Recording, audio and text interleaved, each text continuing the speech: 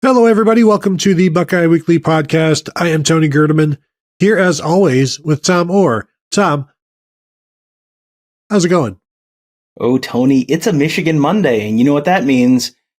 We get to talk about how Jim Harbaugh, or someone coaching in his place because he's suspended, has yet again taken candy from a baby. I think Michigan probably needs to stop scheduling babies because I feel like they're going to give themselves diabetes with all this candy. Or something. Yes, Michigan 52-10 at Minnesota. Another game against another offense that it's like when you go to a country and that country is not a language you speak. Like if I were to go to Spain and try to speak Spanish, I would be able to say some things. Like I could ask where the bathroom is. Every offense that Michigan has faced this year is the equivalent offensively of where is the bathroom? That's all they can say. And then maybe like El Policía, like something like, I need the police or I need the bathroom. That's all these offenses are able to say in football. And it is redundant and it is repetitive and it's the same thing over and over again. Just like all three of those descriptors I used, that is what watching Michigan football has been like this season. However, fortunately, we get a break from that this coming week when they play Indiana. Yeah, so where would Indiana rank on their most difficult opponents? Because I feel like right now, in terms of quality, Nebraska's probably the best just because their defense is decent. The offensive side of the ball, I don't know that there has been a best team. I don't even know if there's been a least worst team. It just feels like it's been a 6-way tie for this is garbage. And I don't think that gets better next week with Indiana, unfortunately.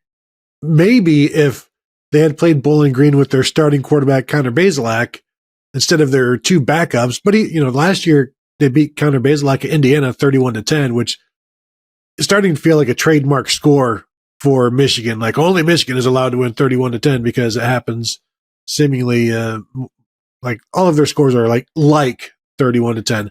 Although the last 2 weeks they have kicked it up a notch. I will definitely admit that.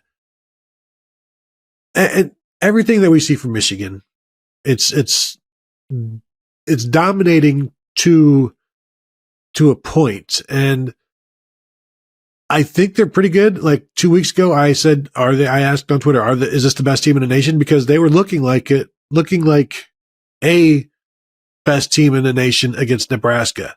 For the first time, they were really playing with emotion and just want to more than they had in the past and not just going through the motions because they knew they could and they knew they were playing a garbage schedule. They had to kick it up a notch because they were playing at Nebraska and you never know exactly what you're going to get. So you have to be prepared for something, and they were prepared for something, and it ended up with a 45-7 win. Coming into Minnesota, you prepare again, but hey, all due respect to Ethan Kaliakmanis, at quarterback for Minnesota, and whatever else they have, even missing their Darius Taylor, Minnesota's star freshman running back, has missed the last 2 weeks, averaging like 176 yards rushing for his 3 starts, then misses a week, then misses Michigan.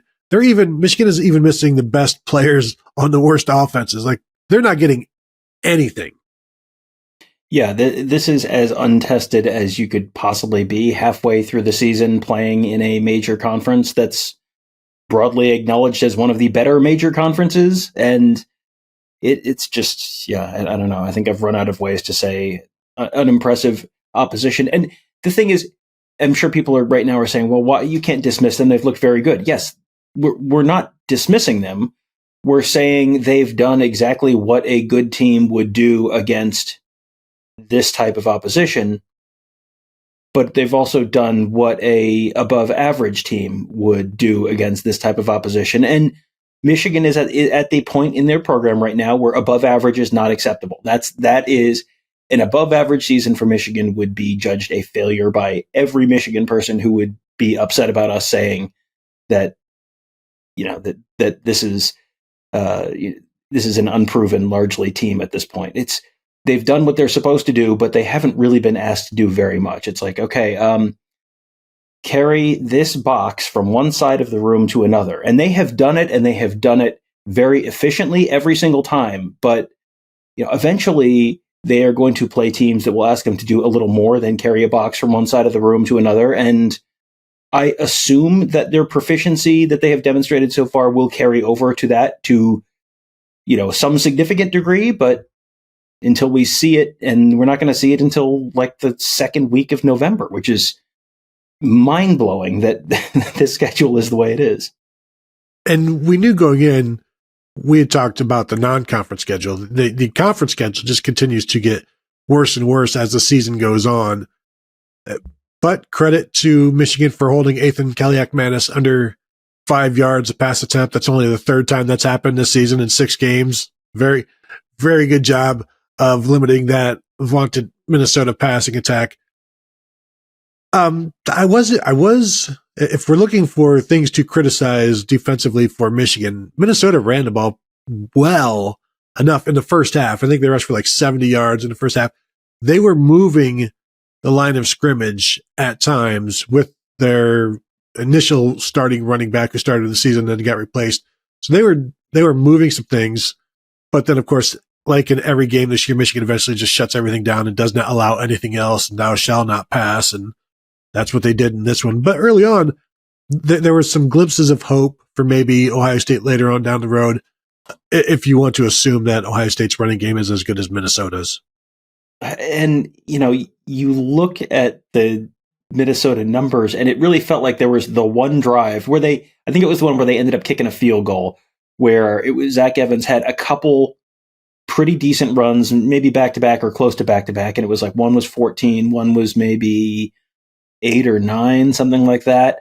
And you watch that, it's like, oh, I bet he finished with 80 yards or something, and no, 12 carries, 45 yards. So the 22 or 23 or so that was represented on those 2 plays was about half of his day's work, and the rest of his day was 10 carries for 22 or 23 or so yards. And the other back, Bryce Williams, 10 carries, 40 yards, long of 8. They had one run longer than 8 or 9 yards all night long. And so, they weren't running particularly efficiently. They averaged 3 yards per carry. They weren't running particularly explosively. They weren't throwing the ball. Ethan Kaliakmanis finished 5 for 15 for 52 yards, Tony. Average of 3.5 yards per attempt. I mean, I think one thing I can say with a lot of confidence right now is the Michigan defense is good. Like, you don't, even playing just garbage opposition, you can't do this as consistently as they've done it without being good. You're going to, everyone is going to pick up, a first down or 2 here or there. You're going to pop a 15-yard run here or there. Someone's going to get open. You're going to complete a pass for 20 yards at some point. No matter how bad the opposition is, that's going to happen at some point. I have seen absolutely nothing out of the Michigan defense to think that they are anything other than elite top, very small number in the country this year in terms of defense, because no one has been able to really run the ball consistently on them. No one's been able to throw the ball really consistently on them. And these are all teams that have not been able to do that really against anyone. So, it feels like at some point it stops being an accident that no one is doing this against Michigan.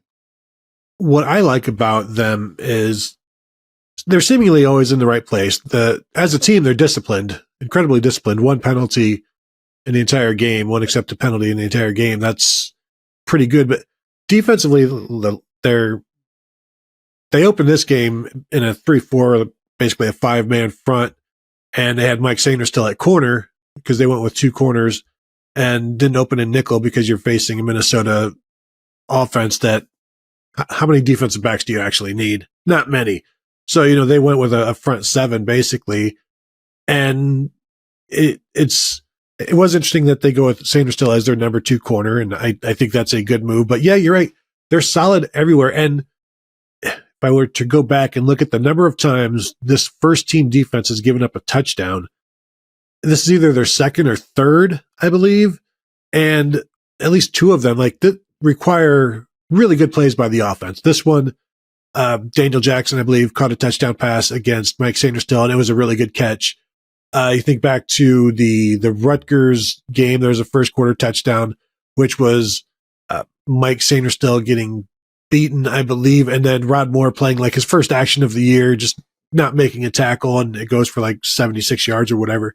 Like either a fluke play or a miraculous play. It's hard to just move the ball down the field and then punch it in from the 3-yard line against these guys. Nobody's done it yet. That I can recall, or certainly nobody's done it consistently.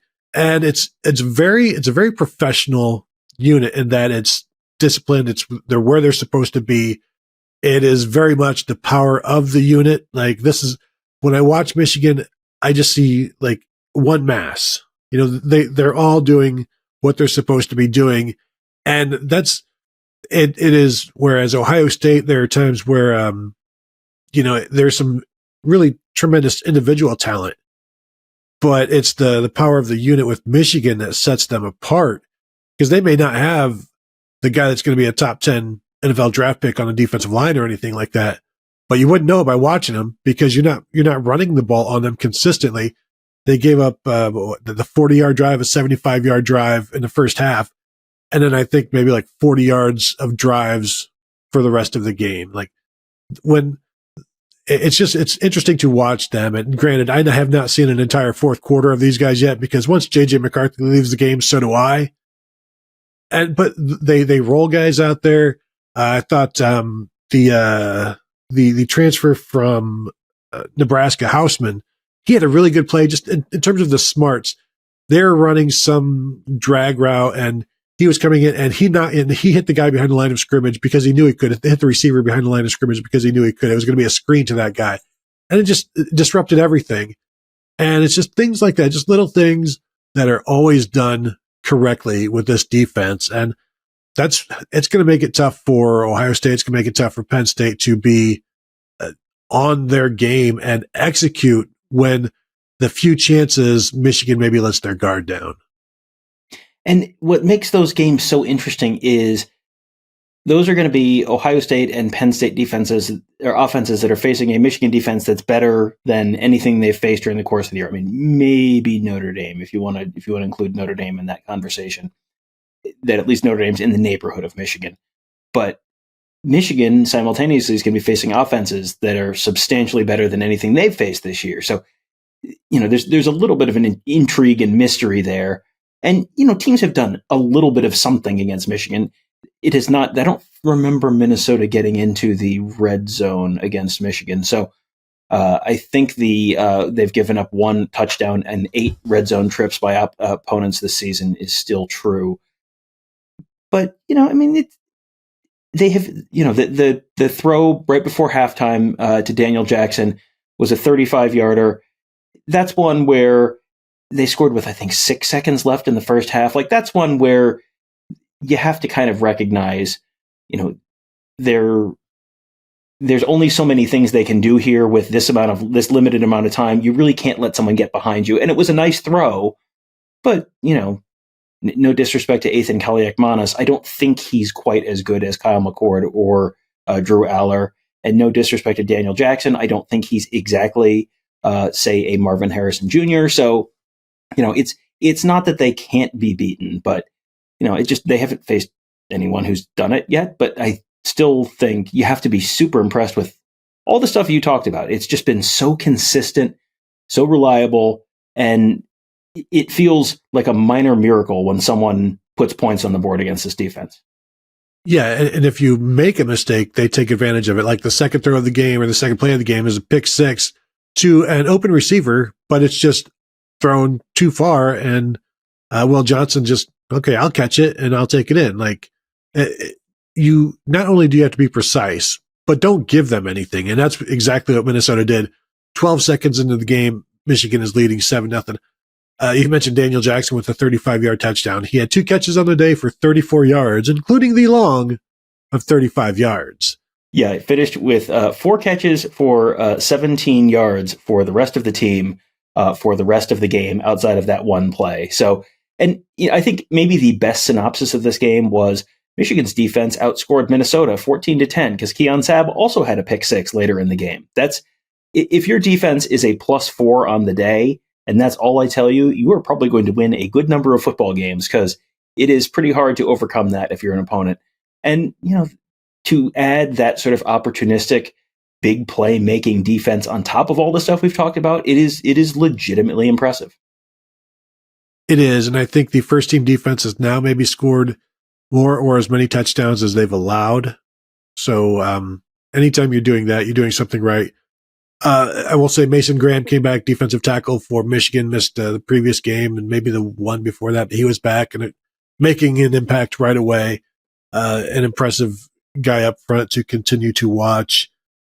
Offensively for Michigan, 191 yards rushing, 5.8 yards per carry. They let everybody carry the ball. If you traveled or if you did, they flew 3 guys in from Ann Arbor. Just, hey, like halftime, come on in, carry the ball. We'll trade 3 guys out.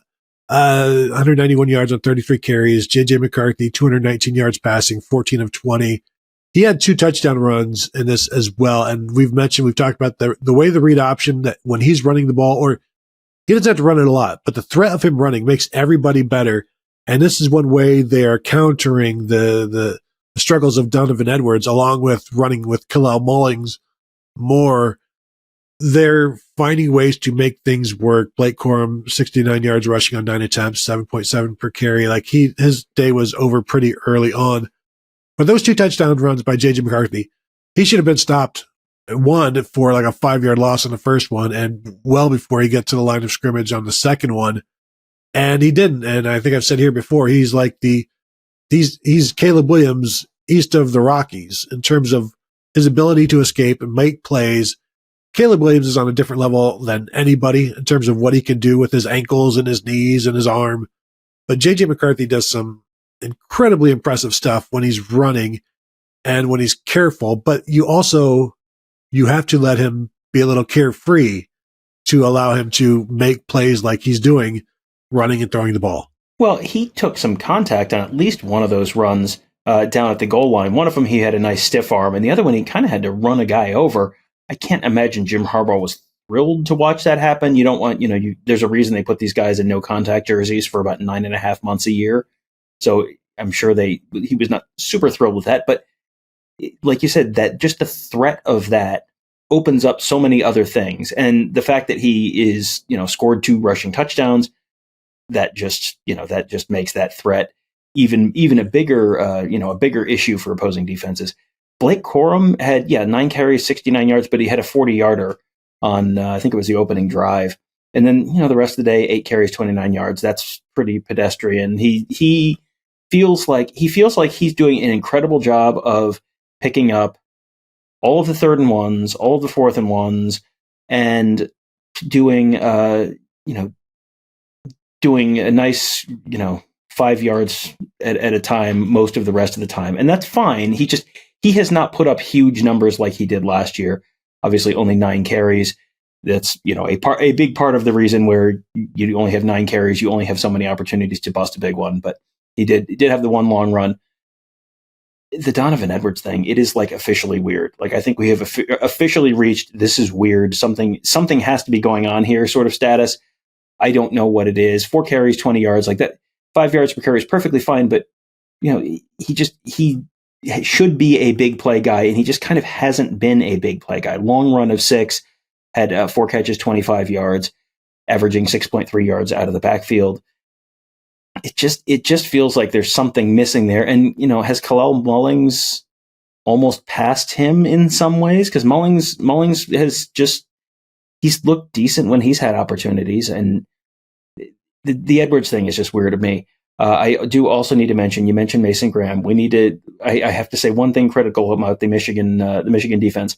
Mason Graham had a sack, celebrated by doing, acting like he was maneuvering a boat through water in a clear shot at Minnesota. But Tony, he did it like he was paddling a canoe. That is not Minnesota's bit. Minnesota's bit is row the boat. A rowboat and a canoe are different things. You live in the Great Lakes state. You should know this. Do better. That's a great point. I wonder maybe if Mason Graham's problem is he was born on land. He's probably one of the few people that was born on land and isn't as familiar with watercraft. But, he's just pretending to be familiar with watercraft, Tom. So just give him some leeway there, if you will. The Donovan Edwards thing, he still does not have a 20-yard rush this season. And I think everybody remembers several of them against Ohio State a year ago. But yeah, I think it sure seems like at this point, in terms of running the ball, he's been passed by Mullings. Will that remain the case? It would be interesting to see what happens what this running game looks like when there isn't a 40-yard carry from Corum and there isn't a 25-yard carry or whatever from Mullings. And we always say, well, if you take that one carry away, and Michigan fans are always like, you always say just take one carry away. Like, as a defense is eventually going to take those carries away, and it may not be anybody in the Big Ten, although it very well could be. So what are you doing besides that? And you're seeing with Ohio State's offense this past week, that's what they did besides the long carries. They didn't do anything in the running game. So it's nice to have, but what happens when that goes away? What can you do? And that's where the J.J. McCarthy advantage helps you out so much with his running, because he can just supplement it. And more than supplement it, he's also a threat at any point to go, I scrambled for 48 yards and now we've scored. Like, he can do that. And that's something that's an advantage that they have that they can continue to use that will neutralize some really talented defenses, provided, Tom, there aren't any, say, interceptions that are returned for touchdowns by the opposition, especially in quantities more than one. Mm-hmm. I mean, I can't think of any time that happened this calendar year, he said. True, by one day. Yeah, it's a, I mean, he has been efficient this season. He had not a great day against Bowling Green. He threw 3 picks. But, his numbers were fine, unremarkable, 16 to 23, 241 yards. 10.5 yards per attempt is a nice number. 1 touchdown. He had a nice touchdown to Colston Loveland, who just is wide open. I don't know how that happens. That was Loveland's only catch of the day. But, we've talked about the fact that he feels like he's got a decent connection with Roman Wilson at this point. It was a nice day for Cornelius Johnson, 3 catches, 86 yards for him. 28.7 yards per catch. That will play for you. You look at the numbers though overall, and it's so unremarkable. And then they're up 52-10, and it's just not even a competitive game at any point. That was really functionally over. I mean, they kicked a field goal on the second possession of the game. Well, I guess their first possession of the game. And it was 10-0. It was kind of like, oh, okay, so Minnesota's not going to be able to do anything if they're behind. And, the game was over as early as you've seen a Michigan game be over this year, it feels like. So, and Minnesota's not great by any means, but they're also, I mean, you look at the upcoming schedule, and it's like Minnesota might also be at least as good as any of the next 3 teams that Michigan plays. And then you're in November and you're 9-0, and then you sort of see what happens. But yeah, it just every week I watch these games, and it's like I just feel like I'm watching the same game every week. Just Michigan just sort of strangling the life out of someone. And this one was just over a little bit earlier than some of the other ones have been. Yeah, for sure. It was 24-3 with like 5:50 to go in the second quarter. Then, of course, Minnesota scores that touchdown at the end of the half to convince some people to stick around. Hey, it's 24-10. It's just a 2-score game. And, it's great for concessions. They kept people in the stadium rather than just leaving. So when you watch this Michigan team, Tom, and you watch Ohio State, I don't know if you know this, but generally whoever runs the ball in that game, Ohio State versus Michigan, that's who wins it. I've heard something about that, yes. Yeah, it's you can look it up. So because it would take a stellar defensive performance from Ohio State, in my opinion, to outrush Michigan, because I don't see Ohio State rushing for 100 yards without a 50 or 60 yarder from somebody. So how does Ohio State win this game if they're not going to outrush Michigan? Or can they outrush Michigan as long as Ohio State doesn't give up the big plays on the ground? Well, yeah, I can't see a way that Ohio State outrushes Michigan in this game. And we're talking per carry, but that's true probably in just about any realm. I can't see any real way that Ohio State outrushes Michigan, just because the Ohio State offensive line has so many questions right now, and the running backs have not, it feels like if they don't have Trevion Henderson hitting a big play, they have not done a whole heck of a lot on the ground. If you're looking for a reason to be sort of encouraged as an Ohio State fan, if you look at the opponent adjusted, I've talked about these numbers before, but the collegefootballnerds.com has, they track basically what opponents are doing on a per carry basis or a per pass attempt basis against you in your game versus what they're doing in all their other games. So how much are you holding opponents below their per carry, per pass average? And so that allows you to adjust for, hey, this team is terrible, so holding them to not very many yards rushing is not that meaningful. And Ohio State and Michigan, in terms of that number, that stat, are virtually the same. Michigan is 14th in the country, holding opponents 30% below their per yardage rushing average. Ohio State 16th in the country, holding opponents to 26% below their season rushing average. So 14th and 16th in the country, that is about as close as you're going to get. So, I think there's reason to think that Ohio State might be able to contain the Michigan running game.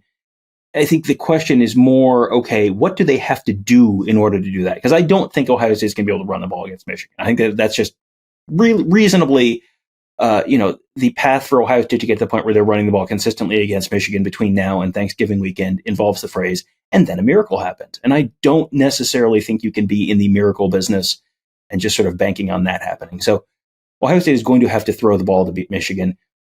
I think there's a reasonable expectation that Ohio State might be able to contain Michigan. I don't think Michigan's going to be able to run the ball for 7 yards a carry consistently all day, right over the top of Ohio State's defense. Can they run the ball consistently enough to keep the chains moving and have Blake Corum have 30 carries for 150 yards, 160 yards? Yeah. And can Michigan do that? Can Michigan run the ball consistently on 3rd and 2 and pick those up? Tony, you want to talk about red flags with Michigan. They had a 4th and 1. They faked the ball to Khalil Mullings, and then they passed the ball to Khalil Mullings. Jim Harbaugh, clearly not a believer in his team's toughness, physicality. Do we want to have a conversation about the culture, Tony? Because it feels like there's major, major red flags there. Picking up a 4th and 1 through the air, Bo rolling in his grave. No question about it. No question. I also do think that was a sign of the complete lack of concern you have for the Minnesota offense in terms of, we can give them the ball wherever. It doesn't matter. Like, look, here, you want it? And then you're just teasing them with it at that point. But obviously Ohio State's going to have to win the game throwing the ball. And my thing is, whatever you call, once you see single coverage with Marv, I don't care what it is, check to Marv. And there's going to be some Marvin Harrison versus Will Johnson stuff. It doesn't really matter who is on. No corner is going to shower fear into Ohio State when it's Marv versus anybody else. And which is probably why there may not be that much double or that much single coverage, especially if you can stop the Ohio State running game with 6 or 7 guys, and you can just continue to bracket or whatever you want to do. Because I don't see Ohio State running the ball consistently. That doesn't mean they won't hit 1 home run. They may not hit 2. They may hit 2 home runs. Although it worked, that was good enough for Michigan when they did it. They didn't run the ball consistently last year, but they hit the home runs at the right point, and that was the end of that ball game. Aside from all of the other home runs they hit through the passing game. Well, and what does Michigan, what does Ohio State have to do in order to hold Michigan's run game down? Are they able to do it without bringing extra guys, without showing zero pressure? Because that's where they got burned last year was, they had to really sell out to stop the run, and they stopped the run until the very end of the game when they didn't. And then you're bringing everyone and you have one guy one guy not in the right spot, you can get creased and it goes 75 yards. So can they do it in a more base look and not sell out and not have to, not give up the big long passes through the air, the big long runs on the ground? I mean, they have done it's gone basically night and day in terms of allowing big plays this year. They have obviously the big notable ones happen at the end of the season, but they were giving up big plays throughout the year last year. Even Arkansas State hit them for a big play. I mean, that was just a consistent thing all last year. This year, it really hasn't happened. So this is a much improved Ohio State defense. So I think that's, it's certainly worth keeping an eye on. We'll know a lot more about the Ohio State defense when they face Penn State in a few weeks. I think we thought we knew more about the Ohio State defense against Notre Dame. And then it's like, oh, Notre Dame does this against everyone who they play that has a pulse. Okay, I see now. If you are looking for sort of some optimism, reasons for optimism as an Ohio State fan in terms of what they're going to be able to do in the passing game, that same stat that I cited earlier in terms of the rush, yards per pass, Michigan is actually allowing, on average, 15% more yards per passing attempt than opponents average against everyone else. Now, that puts them 106th in the nation in that stat. Ohio State is 7th in the nation in that stat, allowing 34% fewer yards per attempt against their defense as compared to what opponents do against everyone else they play. So I think there's potentially something there. Michigan, I think that also could be a factor of just how bad the teams that Michigan has played have been in this area, where if you're playing teams that can't throw the ball against anyone, you run into a denominator problem where if everyone you're playing is such garbage that they're throwing for 5.5 yards per attempt against everyone, then when they throw for 5.8 yards per attempt on you, or 6 yards per attempt on you, which is also not winning football, the denominator is so small because they are so bad in that area that a non-meaningful difference ends up looking like a really meaningful difference. So we'll see again, like when Michigan gets tested a little bit a month from now. I can't wait for another month of these shows. When Michigan gets tested in some meaningful way a month from now by Drew Aller and Penn State, we'll probably have a better sense on that. But that's just something to sort of keep an eye on there. At some point in these next few weeks, it'll probably happen after Ohio State and Penn State play, but Drew Aller will get injured and not play against Michigan. I'm not, casting spells. I'm just saying the way this season has gone for Michigan, they're not going to be playing against Drew Aller for whatever reason. Suspension, I don't know. Their previous backup, I think, is now at Pitt, Christian Velou. So who is Penn State's backup quarterback this year? Is it Sean Clifford? Has Sean Clifford come back and he's got another year of eligibility? Because it feels like he must. It's little Anthony Morelli Jr. Good. Well, that's I'm sure it'll go great. Sequels, always every bit as good as the original, if not better. Absolutely. So that will do it for us today. I want to thank you all for joining us. As always, if you're watching this on YouTube, go ahead and hit the like and the subscribe and all that good stuff. If you're listening to this on whatever podcast platform you are, if you can go ahead and throw in a 5-star rating and review, we would truly appreciate that. So thank you all for tuning in, and we'll talk to you guys later.